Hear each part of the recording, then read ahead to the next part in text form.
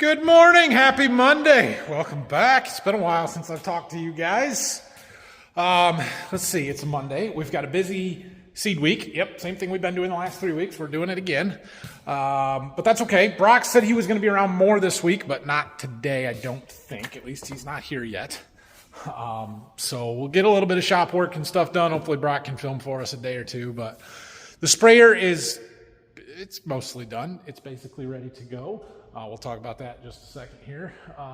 But I'm going to do some stuff with the monitors. I'm going to show you here. We'll get to that later today. I'm waiting on some stuff to come.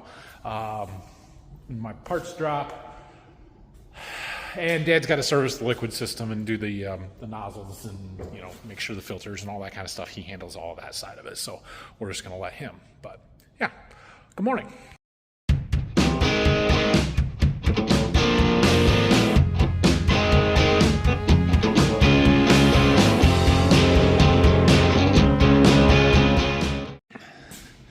Now, you'll notice that there's no blocks over here and that this tire, it's got air in it. I freaking won. So take that, YouTube. Yeah, it was a struggle. It was a little bit of a struggle on Thursday getting this tire changed. But we got it, and it didn't cost me anything. And the amount of people, of you guys, that suggested that I just call somebody, like, can you call somebody to come and change a tire that you did not buy from them? I feel like that's extremely rude and not something that you can do. I would not have attempted to change this tire had we bought new ones. If we were putting new on here, whoever I bought them from, they're changing them. I'm not doing that. But this was a used tire that we had sitting in the barn. Do people come out and change them when you don't actually buy the tire from them? I don't know who would do that. And so, was it easy? No. Did I get it done? Sure did. We got it. I also got a lot of comments about not using any soapy water or tire lube or anything. I did. I probably should have gotten it out sooner when we were taking the old one off. But we definitely did have it, and we used it to put it back on. And it's all good. It's all good. We got it. So, yeah, it took a little while to get that bead to seat. I was struggling with that a little bit. But I had some bead sealer that we put in there and let it dry, and then I took the big part of the core of the valve stem out, screwed an air chuck fitting right to that, and stuck her on, and poof, there it went. So it's all good. We got it done. Anyway, so like I said, this is about done. I did get a new monitor we're going to put in there. I'm waiting on the bracket to come. We'll work on that tomorrow, or later this afternoon probably. So Dad is still working on our cone bottom for our 2,500 gallon tank. He got new feet put on it, I guess, and has been painting and getting this ready. I think he's about done with it. He said he might move it out of there probably tomorrow. So that's good. We're heading down to the seed warehouse. I got a bunch of beans to treat today for deliveries to be made this week. In fact, I got one guy coming to pick beans up this afternoon, so they've got to be treated and ready to go. How did all of your March Madness brackets go this weekend? So I talked briefly about it on Thursday there, where I was, number one in the world. I got the first 5 games right. Did well. And then we dropped off a touch, but the first round, I actually did very, very well in the first round. I ended up getting 28 of the 32 first round games correct. That was pretty good. I think I missed 3 of them the first day and only 1 on the second day of the tournament. So, I felt good about it. And I was ranked in the top 100,000 on ESPN of 24 million brackets, 99.1%, top 199.1%. I did really well. And then the second round hit. I did not do very good in the second round. I missed more games in the second round than I did in the first round. I think I got 10 of the 16 right, and everything fell apart in a hurry. So, yeah, not so good. Not so good there. My 7-year-old, Brayson, actually has a much better bracket than I do. He's doing pretty good. He's going to win our family tournament, it looks like. Well, maybe not. I don't know. We got a long ways to go yet. But my Smarties are still in it. Let's go. Let's win a natty. Get a Final Four at least. It's not warm. We're going to be kind of cold all week in the 40s. And it's windy. I'm over this freaking wind. I wish it would just be nice out. But is what it is. It is supposed to be relatively dry for the next 4 or 5 days, and we only had about 1/10 of an inch of rain over the weekend here. Last ditch effort to get some beans planted in March. It's not going to happen. It's not going to happen. We're not going to dry out in time, but at least it's supposed to be not raining for the next few days. So what that means is we can get a bunch of seed delivered. So we got to do a little figuring out what we're going to treat, organize. I've got a list. Organizing, I've got some treated beans in here already that are set for delivery tomorrow in these 2 rows. I'm thinking about loading the trailer up with one of those. I think there's 8 boxes that would get them out of here and out of the way while I am, trying to treat and get other stuff. Because I think I'm going to need some of the beans that are behind them and move some stuff out of the way. I don't know. We'll see what we got to do. But I got a whole bunch of boxes to get treated today. All right, we have got 31 boxes to treat today. That's a lot, so we better get moving. Okay, we're going to start with 2674s because I have, what do I got there? 9 plus 4. I've got 13 of those to treat. That is these 2 rows. We're going to see if we got enough of the same lot number. Probably not. That's going to complicate this a little bit, but we'll do our best. 13 boxes, all the same lot number. What a deal. That's awesome. So we got chemical mixing over there. We got to get lids taken off, get everything ready.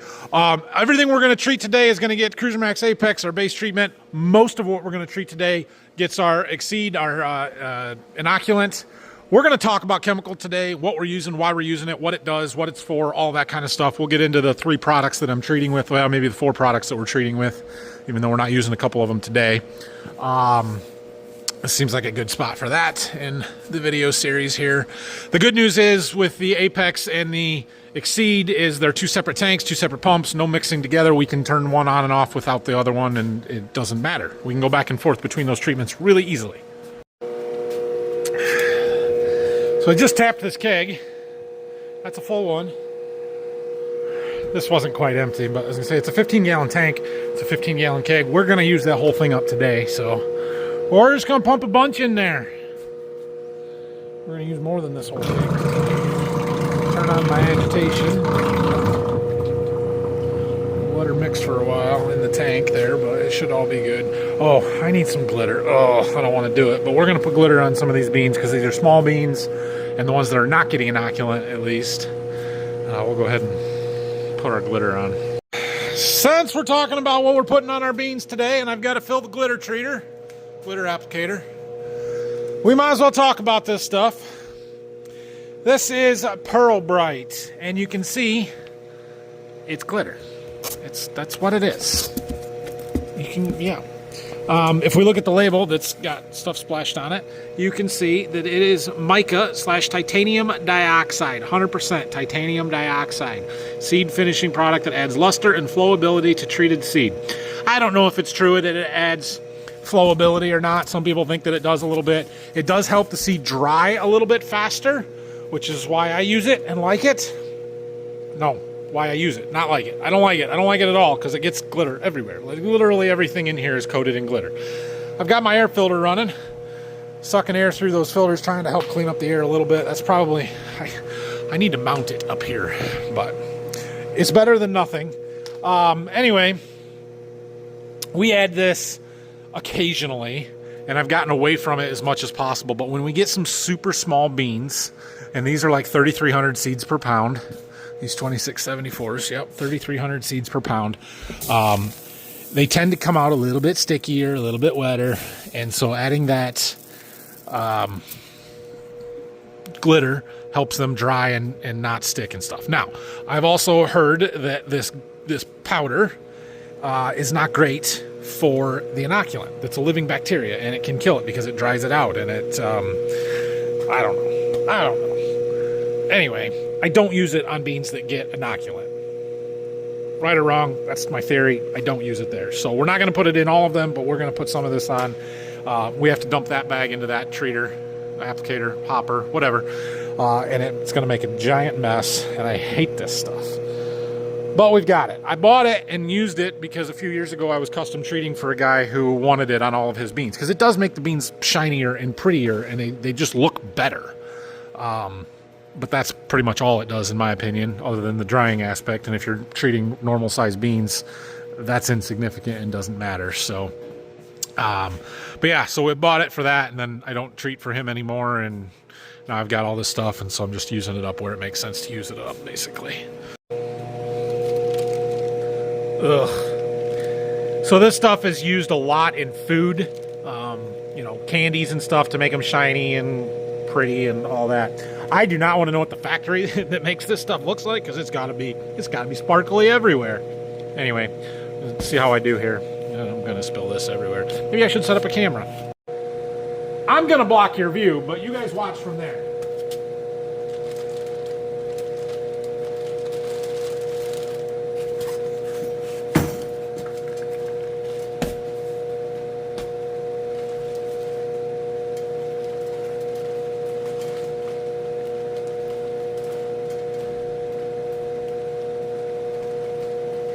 Yeah, here comes.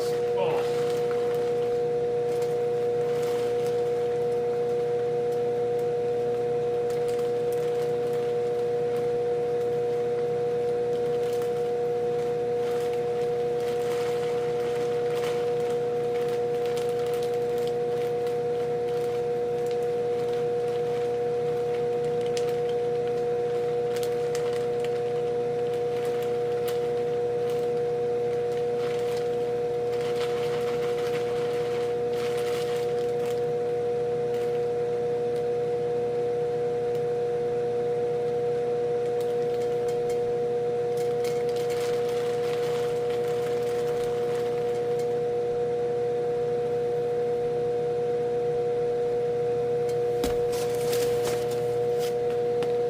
And the hopper's not quite big enough. So you gotta dump it in there and hope you don't spill it everywhere, and then let it work its way down until you close the lid.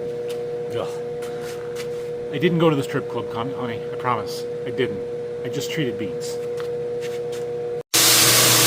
Alright, we've got our first box of beans going through here. Everything looks good on the chemical application side of it. We are going to need some more water here, but we're good for a little while. This will start working its way down. Basically, there's an agitator that runs around there, and then it's got an auger that augers it over and drops it into the auger about halfway up, or a third of the way up. And then that gets mixed onto the seed as it's still wet and kind of helps dry it. So, can you see all the glitter floating in the air on the camera? Probably not. They are shinier, they are prettier, they look good. I'm going to turn the dial up just a little bit.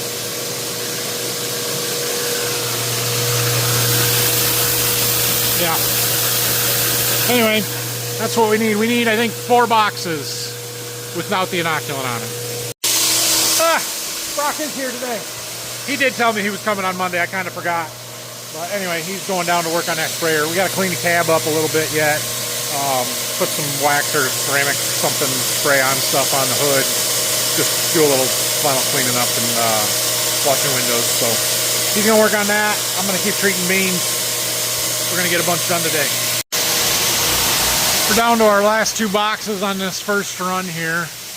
I thought I would show you, since some of these have glitter and some of them do not. I don't know if I can show the difference real well or not here, but let me turn my light on. Maybe that'll help. So these are no glitter, no titanium dioxide, the Pearl Bright, just what our beans look like after I treat them. You can see there's a touch of speckling, but they're really good coverage. They look pretty darn good. These have the shininess to them. That kind of shows up. Again, really good coverage. They're shinier.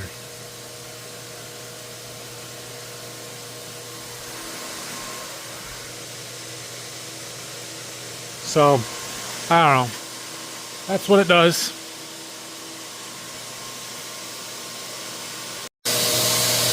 So, while we're treating other stuff, let's talk about another one of the products that we are using. Cruiser Max Apex. That is this right here. Here you can see the active ingredients. We have thiomethoxin. Thiomethoxin is our insecticide. Mefenoxam, picrobutyrazox, fludinoxyl, and sedaxin. Those are all fungicides, okay? And the Picributrazox was the kind of new one that changed it from Cruiser Max Vibrance into Cruiser Max Apex. And it adds a little bit better control for specific diseases. Now, when it comes to soybean diseases, seedling diseases specifically, there are several different ones that are of major concern to us here, and other ones that are of major concern elsewhere in the country, but that we can get sometimes kind of stuff. And the Cruiser Max Apex is kind of it's our main line of defense against a lot of that stuff. It is what we use on every single bean that we plant, because it gives us that, you know, barrier, that first layer of protection against all of that stuff. So things like Phytophthora. That's a big one in our heavy soils in Ohio. We get a lot of Phytophthora. Pythium can be a problem. Rhizoctonia, Fusarium. All of those are things that can kill a soybean plant as it's germinating or as it's starting to grow. And when you get what you call damping off or seedling blights and that kind of stuff. So those are what those 4 fungicides are in there to protect against. And each one of them, should have worn my gloves. Each one of them does a better job against certain ones of those diseases than others. And you know, some seedling diseases prefer warm and wet conditions. Some prefer cool and dry conditions. Some prefer cool and damp conditions. And so you got to have a broad spectrum of fungicides in there to kind of cover all of those different areas and problems that you could potentially have. Now, a lot of people will say, you know, I'm going to treat the beans that I plant early, but I'm not going to treat the ones that I plant later because we don't need it. Well, yes, beans grow faster in warmer soils and later in the growing season. But there are specific diseases to warm, damp soil conditions that the seed treatment can protect against. And a couple of years ago, I had some treated beans that I was using up in a double crop situation. These beans were planted in July. And so I used some treated ones, and then I thought I'm going to use untreated on the rest because it's double crop beans. The name of the game is keep your costs low. And when we went in to harvest them, I noticed a significant yield difference between the treated and untreated planted in July. And I did not expect that. So since I have seen that result, I plant everything treated now. For what it costs, and I know it can add up and be expensive, it is worth it. I mean, even if you get 1.5 bushels of yield gain from it, you've more than paid for the cost of the treatment. And so we treat all of our beans because of that. So the other component of Cruiser Max Apex is the cruiser side of it, or thiamethoxam. That is the insecticide that controls against bugs that want to eat the seed directly. It controls against bugs that want to eat the seedling after it has sprouted and germinated. And you can get maybe 60 days of protection after that plant is started to grow or is planted. And so things like seed corn maggots or wireworms or some white grubs or bean leaf beetle is kind of a big one for us. And all of those things are controlled by the thiamethoxam or the cruiser insecticide in there.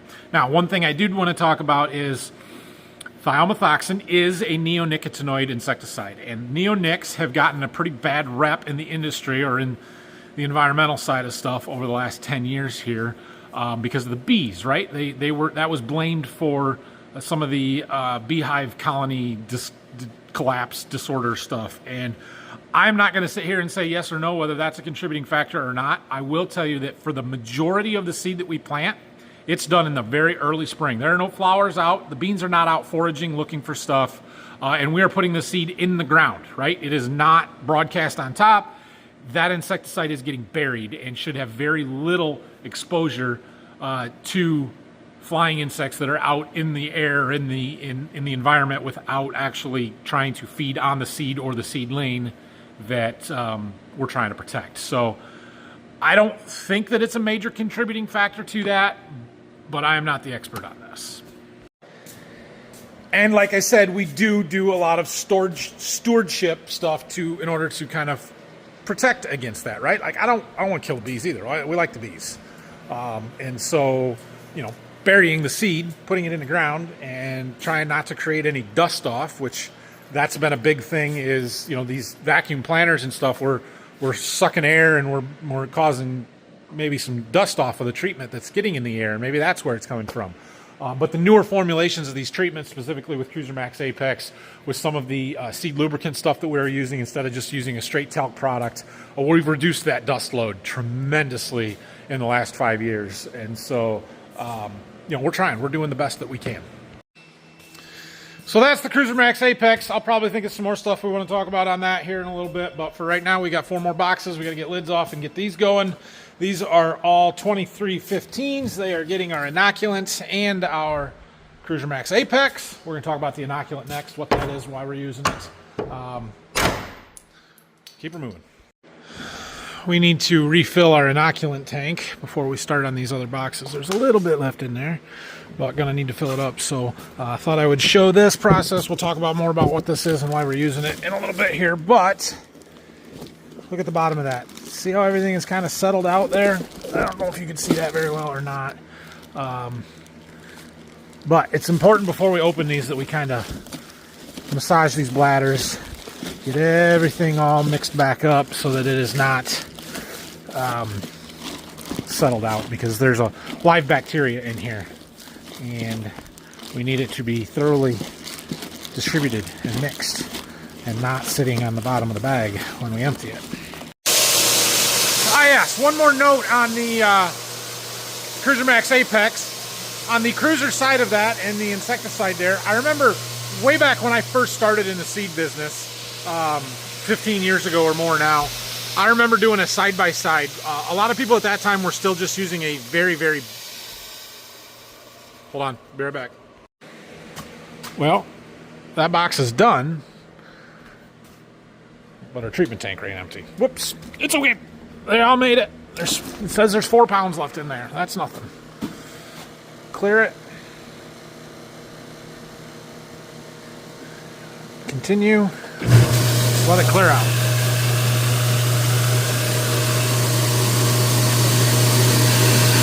Okay. We'll let that mix while we get the next box ready. Anyway. So way back when I first started, a lot of people were still using the very, very basic seed treatments that was the fungicide only, right? There was no insecticide component in that. And then we went from using, basically at the time, I think it was Apron Max, to using Cruiser Max, the base version side of it, without the added fungicides that had been upgraded since then. And I remember walking a customer's field that he had a side-by-side of the same variety, half with the Apron fungicide. Yep, they were treated, but they were no insecticide, and the other half with the Cruiser Max insecticide. And we were trying to, check for yield differences and stuff. And he had planted half the field with each.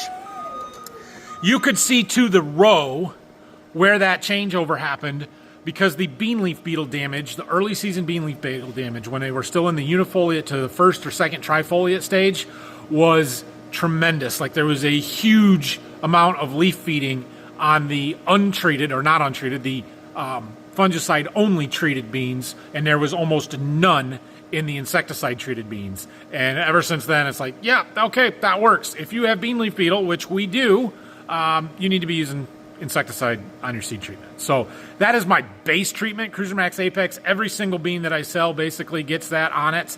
I do have the ability to get a fungicide only package. It's called Vibrance Trio at this point, but I have never sold a bag of beans that have a fungicide only without the insecticide. It's not something that I offer because it's not something that my customers are demanding and asking for. So yeah, that's kind of that.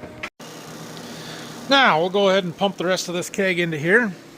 Those are not cheap either. I told you the other day that a jug of the Saltro, a jug, not a box, a jug, cost somewhere around $5,000. Well, the Cruiser Max Apex kegs cost more than that. Now they're a lot bigger. It's a lot cheaper per gallon, but they're expensive. Empty. Okay. Keep her moving here. My filter works. Look how sparkly it is. Cool. I got that second run of 4 boxes done.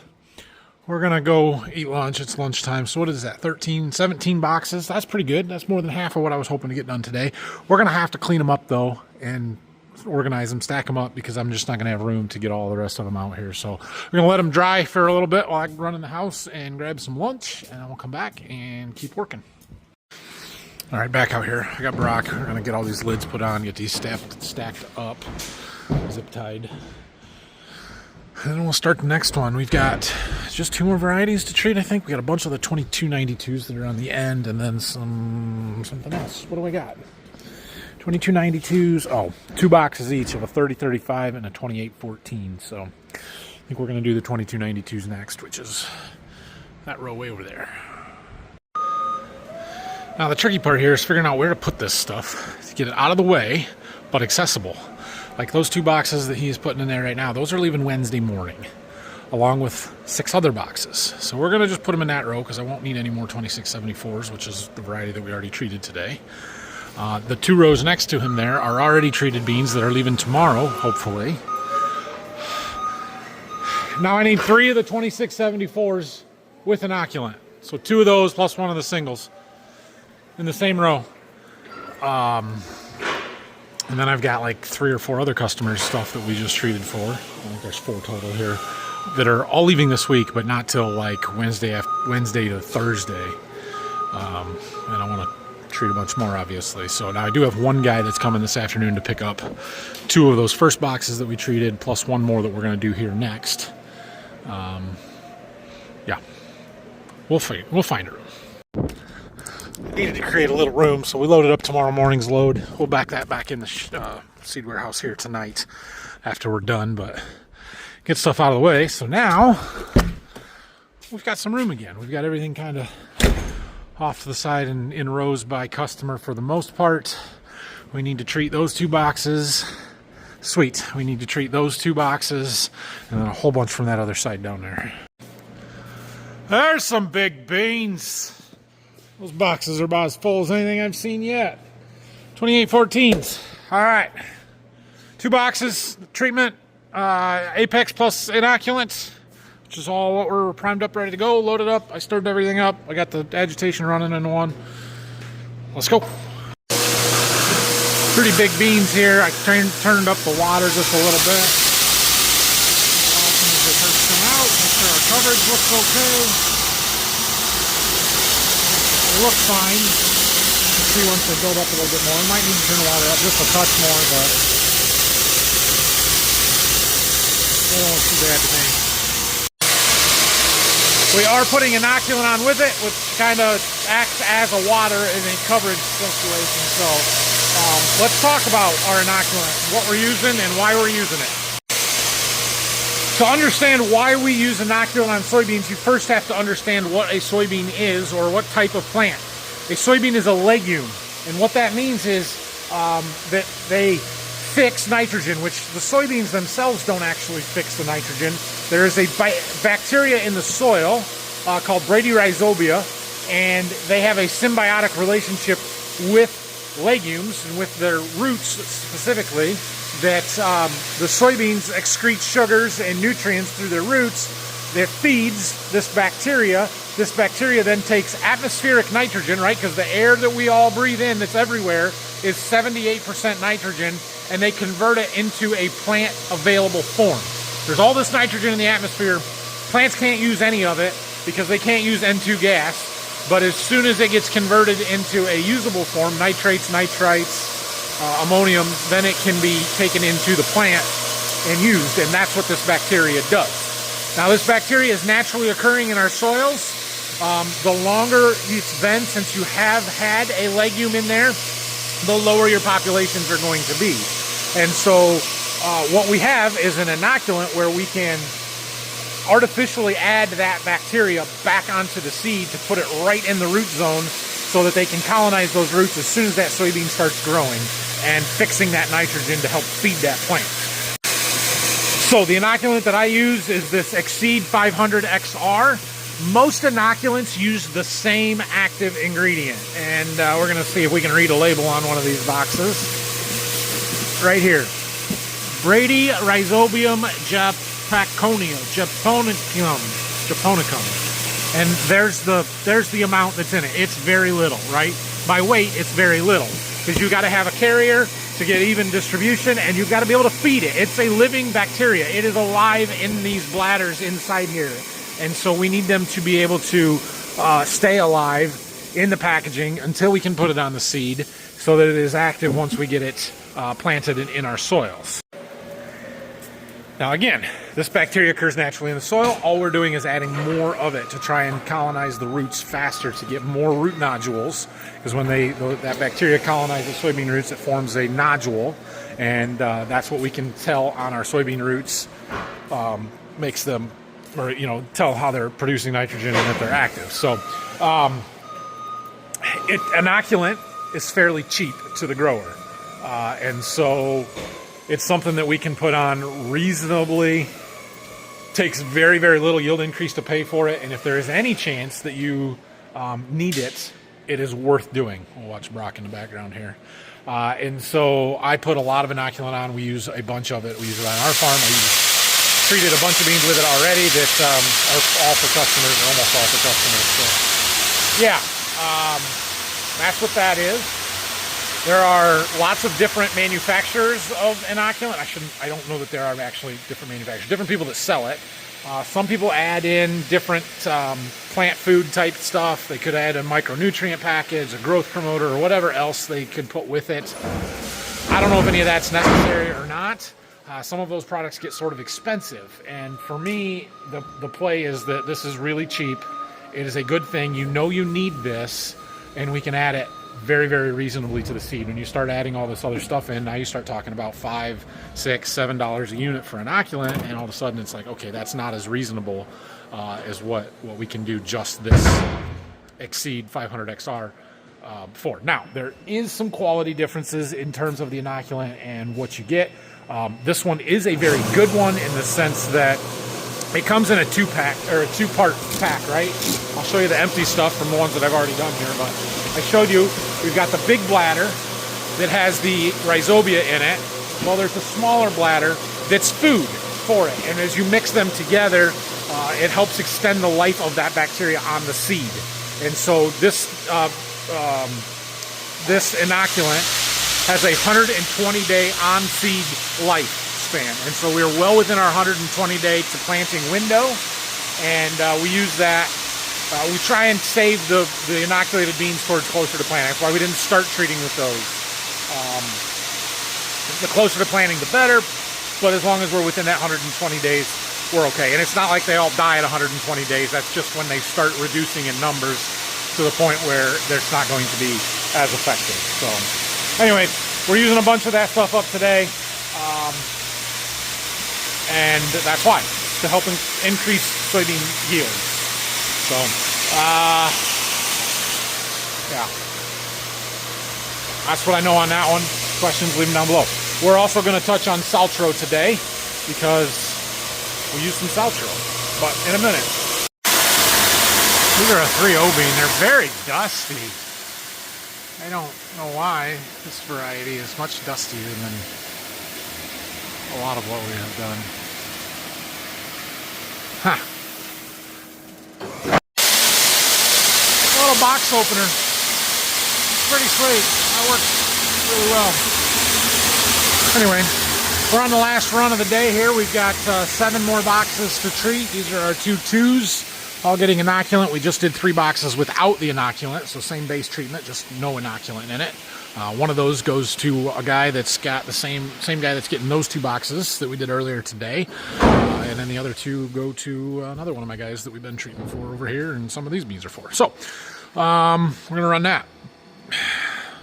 Let's talk about Saltro. So we've already discussed that we're using a Cruiser Max Apex base product and that we have 4 different fungicides in that product already, right? Well, Saltro is an additional fungicide that we are adding in for a very specific reason, or 2 very specific reasons. Saltro is adepidin, or fluimotafin.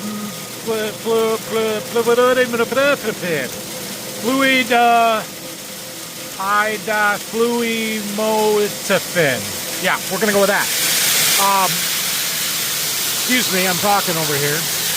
Anyway, Saltro is a fungicide specifically designed for SDS, or sudden death syndrome, and it has activity against soybean cyst nematodes. Now, if you know anything about sudden death syndrome in soybeans, you may know that, hey, we don't get sudden death syndrome until like August, late July, August time frame. And earlier you said seed treatments may be good for 60 days, so what the heck, that doesn't math, right? Correct. But here's the thing about SDS. SDS infects the plants when they're young, when they're seedlings, in the first few weeks of their growth. It just doesn't show up until later. But by the time you see it, it's way too late to do anything about it. And so that's why seed treatments are effective against SDS, is because it's actually infecting the plant very, very early in its life cycle. In fact, early planted soybeans are at a higher risk for SDS. It's one of those cold and wet versus warm and dry kind of soybean seedling disease type of things, right? And so it is important, if you have a history of SDS, of soybean or sudden death syndrome in soybeans, that you use a premium seed treatment like Saltro to protect yourself against that. Saltro is very effective. It works. It's very safe for the plant. There's a competitor to it that also works, but it dings the crap out of your beans early in their life cycle, and, well, that's not a good thing. We know that that is not a good thing. So that's the primary use for Saltro. Now, I haven't historically fought a lot of SDS. We do see it occasionally. So I haven't used a lot of Saltro because of that. Now, the other thing that it does pretty effectively is have some activity against soybean cyst nematodes. And again, we don't farm a lot of sand, and cyst nematodes are typically worse on sands than they are on clays or clay loams. But I do think we have some cyst nematodes. I think we have shown that. I've done some testing to say that we do have some. They're not horrible, but we do have them. And so we're going to use a little more Saltro this year than we have in the past. We're cutting some seeding rates. We're going to use more Saltro in its place. But Saltro it's a premium product, and it is very expensive. And so it's one of those things that when you need it, you need it. But if you don't, it's hard to spend that money. So now another disease that we've seen popping up a little bit in the last couple of years is something called red crown rot. I don't get a ton of red crown rot, or haven't seen much of it. I think I saw it in one of my customers' fields a few years ago. Saltro happens to have a pretty effective, it's pretty effective against red crown rot. So that's something to keep an eye on. It's a good product. It's just, like I said, really expensive. I told you the other day, I think one of those jugs is $5,000. So, you know, it cost me a lot of money. I have to charge my customers a lot of money because there's not a lot of margin in that product. It's just expensive. We just had another truck show up that would have been nice to know was coming, but hey, that's all right. This is my source, Sound Ag stuff.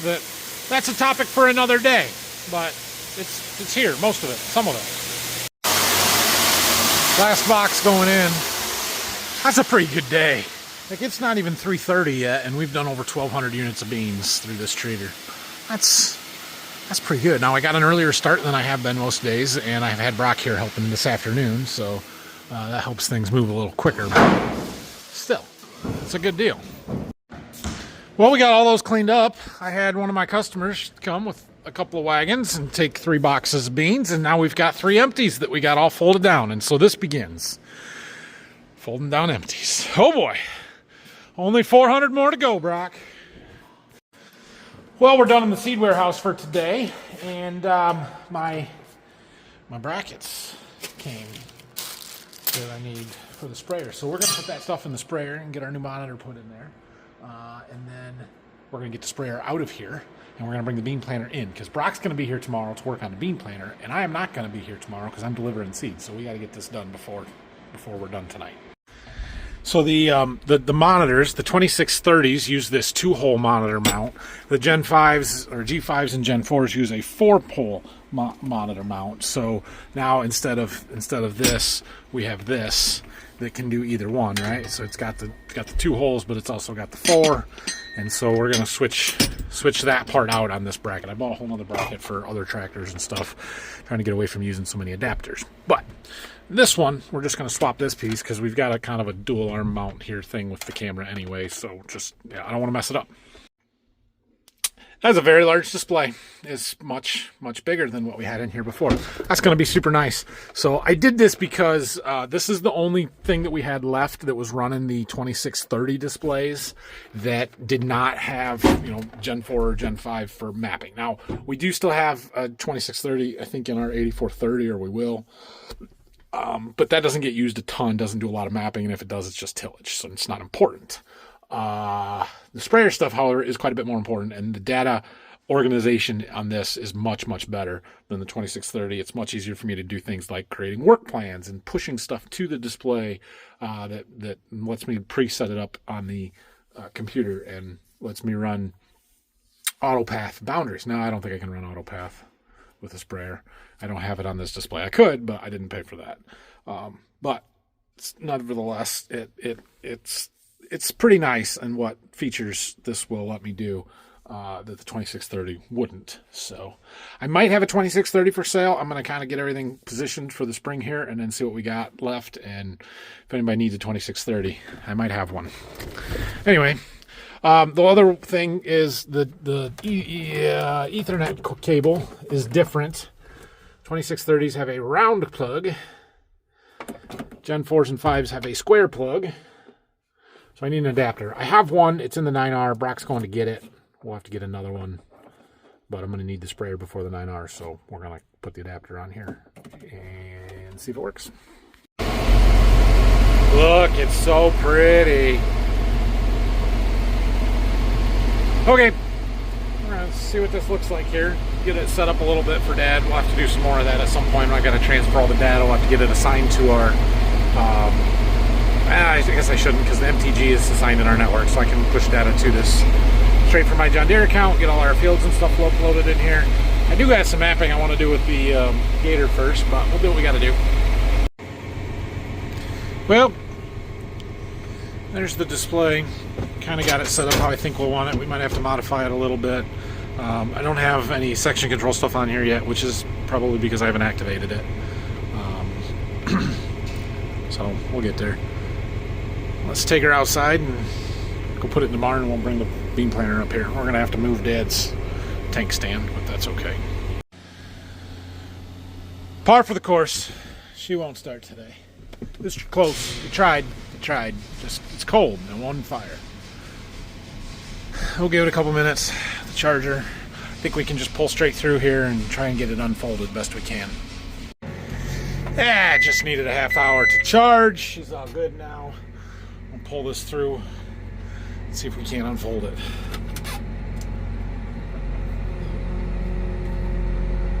Need to cock it in here sideways to get it in the building with the doors closed.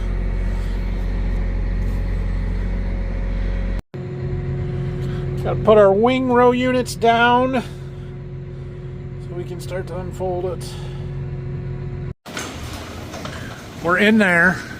It's tight, but it all fits. This one, the tongue goes up high enough you can walk under it. And we can get in here. You gotta kind of get between the posts, get unfold it in just the right spot. And we got plenty of room to work around the back here, so. Can't get any bigger of a planter and get it in here, can we? No. We can get a faster one, though. We can get a faster one, he says. That's true. We could. Okay. Well, same thing as with the corn planter on this one. We've got to go through all of the row units. We've got to thoroughly clean each meter and seed tube out. We need to take gauge wheels, or at least a few gauge wheels off, look at the openers, see if we need to replace them. Phil kind of wants to replace these Keatons. He thinks they are wore out. They are significantly worn. I don't know if they're to the point where they're not effective or they need to be replaced. Really, that's something that's much easier to do when you replace openers. So probably what I'm going to try and do is, if we need to put new openers on, then we'll put new Keatons on. I think, however, that our openers might be okay. We need to look at those. We need to take one off. We need to do some more thorough measuring. We'll throw the plug in here. I got this planter tool that we got from somebody, the farm to farm guys, and he set this in on the hub, and you can kind of gauge to see where it falls. Okay, 2 hands. Take that thing off of there, will you? That makes it easier. Anyway, that fits on the hub there, and then you can kind of see where the blade falls in the notches, and that's like a 50% blade, but we need to measure to see exactly what that means. That's super handy for quick checks, but I'm going to be a little more thorough than that and measure them just till I calibrate where that is in my mind, you know. Anyway, yeah, that stuff. Grease it. I don't think there's anything too major. We had some hydraulic issues last year that we got taken care of, so I think we're good on the hydraulic system. Frankly, I'm ready to trade this planter and find something different. It's not going to happen before we plant this year, so we need to have it functional and in good shape and ready to go. But this might be our last year with this planter. I don't know. I kind of hope so, but I don't know that. All right, guys, thanks for watching this one. If you have any questions or comments, feel free to leave them down below. Tomorrow, Brock's going to be washing meters. He might film something for you. Leave me a camera. If I leave him a camera. I'm going to be delivering seed. I'm not going to film much for you because it's boring. But we're going to be in a truck. We're going to put some miles on tomorrow. I got 3 deliveries, hopefully. I should probably make a phone call tonight for the one guy. Otherwise, they're all set up. So thanks for watching. Questions or comments, leave them down below. Don't forget to like the video, subscribe to the channel, and come back tomorrow. Right, Brock? That's right. That's right. See you guys.